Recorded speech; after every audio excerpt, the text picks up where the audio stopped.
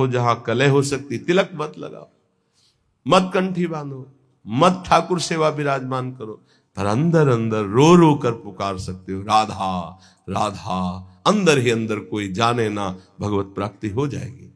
बात मान लो। भगवत प्राप्ति के लिए हम अपने जीवन को अन्य कोई आश्रय, अन्य कोई संबंधों में नहीं खोने वाले। भगवत प्राप्ति के लिए हमारा जीवन है। अब हम भगवत प्राप्ति करके रहेंगे। अगर हमारे ऊपर ऐसा शासन है कि हम बाहरी भागवतिक रूप नहीं धारण कर सकते तो ना धारण करो, झगड़ा कलह नहीं करना, पर राधा राधा करने में कौन जान पाएगा? चुपचाप अंदर ही अंदर राधा राधा। रावण कभी नहीं जान पाया कि विभीषण इतने महान भागवत हैं, जानने की भी कोशिश की तो भी नहीं जान पाया। ऐसी चतुरता से भजन किया, और पूरे भवन में लिखा हुआ था राम राम राम, राम नाम अंकित ग्रह शोभा। हनुमान जी महाराज ने यही देखकर अंदर प्रवेश किया कि लंका निश्चर निकर निवासा, यहां कहां सज्जन कर वासा, यहां साधु कैसे हो सकता है? क्योंकि साधु के ही मकान में भगवान नाम अंकित होते हैं, यहां साधु कैसे हो सकता है? राम राम। सूचना रावण के पास पहुंची थी कि राम राम लिखे हुए हैं, ये क्या है? आपका भाई है, महामंत्री पद में भी है, लेकिन आपका विरोधी है। गया मंदोदरी कहे ये कैसे? उनका प्रभु हम ये किसी और का नाम नहीं लिखे, आप और रावण रा मंदोदरी मां राम। बड़ा प्रसन्न हुआ, है सब गलत कहते, मेरा भ्राता मुझे बहुत प्रेम। भक्त कभी झगड़ा नहीं करता है। लात मारा तो भी झगड़ा किया क्या? तुम पितु सरिस भले ही मुहि मारा, राम भजे हित ना। अब खुल के बात होने लगी। पहले आग को बढ़ाओ, अंदर भक्ति की आग को, और जब इस कोट की आग, फिर सब भस्म हो जाएगा, कोई तुम्हें छू नहीं सकेगा। 5 वर्ष के प्रहलाद जी का त्रिभुवनपति महाबलशाली हिरण्यकश्यप तनिक भी बाल बांका नहीं कर पाए। वही भगवान हमारे भी है। प्रहलाद जी के ही केवल नहीं, हमारे भी हरि है। इसलिए अपने भाव को छुपाकर पहले चिंगारी को ज्यादा प्रकाशित करोगे तो एक बूंद पानी में बुझ जाएगी, लेकिन जब ज्वाला हो जाएगी, तो एक आग होती है जो समुद्र में भी पैदा हो जाती है, बड़वानल। आप देखो, हमने देखा है कि जल से भी आग निकल रही है, ऐसे वो जैसे ज्वालामुखी ना, तो जल से भी हमने देखा कि ऐसे लाल एकदम आग की लपटें निकल रही हैं। बड़ा विचित्र भगवान का खेल।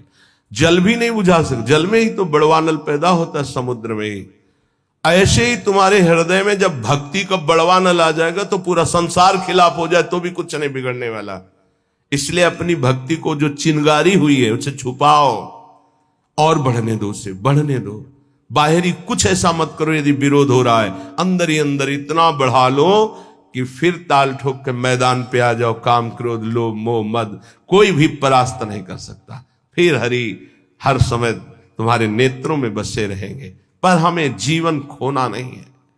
श्रीपाद कह रहे हैं हृदय कठोर हृदय बना लो। तुम्हें कोई गाली दे, अपमान करे, तिरस्कार करे, बिल्कुल अंदर हलचल मत पैदा होने दो। राधा राधा राधा राधा, निकल जाओगे। अद्यैव मूर्ख चल सर्वमिदं विहाय, वृंदावनाय सकलार्थ सुरद्रुमाय, श्री राधिका सुरतनाथ विशुद्ध भाव, शत्रायमैव कुरुकृत्य समाप्त्यपेक्षा। भाई ये सब तुम्हें अंत में छोड़ देंगे, तुम सबको छोड़ दोगे। ये बार बार इसीलिए समझा रहे, यही फंसे हैं। यही वो गांठ है जिससे हम निकल नहीं पा रहे। श्रुत बनिता दिजान स्वारथ रत, ना करुणे सभी ते, अंत ही तो ही तजेंगे पामर, तू न तजे अब ही ते, मन पछितई है अवसर बीते। आज तो राधा राधा बोलने लायक हो, ऐसे ऐसे रोग हैं, ऐसी समस्याएं हैं, ऐसी प्रतिकूलता है कि बोलने का अवसर नहीं मिलेगा। ध्यान रखना, पछताना ही हाथ लगेगा। आज शरीर स्वस्थ है, बुद्धि काम कर रही, भगवान की कृपा से वृंदावन में बैठ के सत्संग सुन रहे हो, जैसे बने वैसे मनोरंजन को मारो। मनोरंजन से ही बड़े भयानक भयानक पाप हो रहे हैं। केवल मनोरंजन, मनोरंजन से हिंसा हो रही, मनोरंजन से व्यभिचार हो रहा है, मनोरंजन से ही बड़े बड़े महापाप हो रहे हैं। मारो इस मन की वृत्ति को जो पापात्मक भाव में हमें लगाए हुए, जो हमें पापात्मा बना रही है, जो हमें भगवत प्राप्ति से विमुख मार्ग में आगे बढ़ाते चली जा रही है। श्रीपाद कह रहे, अद्यैव मूर्ख चल सर्वमिदं विहाय। इसी क्षण से, अय मूर्ख, जिधर तू जा रहा है बहुत ही खतरनाक मार्ग है, भोगना पड़ेगा। ऐसी ऐसी परिस्थितियां जीवों की जब देखते हैं ना, तो लगता है कितना कष्ट पा रहे हैं जीव, कितना कष्ट पा रहे हैं। आप लोग प्रमाद में हैं, इसलिए आपको नहीं, यहां किसी भी कष्ट को देखा जाता है तो तत्काल उसमें तन्मयता की जाती है, तो पूरा कष्ट अनुभव होता है। अरे कितना भयानक पीड़ा इस जीव को हो रही है, कोई उपाय नहीं, केवल मृत्यु ही मृत्यु। वो सड़ रहा है, कोई औषधि का। जंगलों में ऐसे कितने जीव हैं जिनके विचित्र कष्ट जागृत हो गए, कोई औषधि नहीं, कोई खान पान की व्यवस्था नहीं, और वो जब तक मरेगा नहीं वो उठ के नहीं चल सकता। कीड़े खा रहे, पड़ा है, जिंदा जिंदा पड़ा है, सड़ रहा है।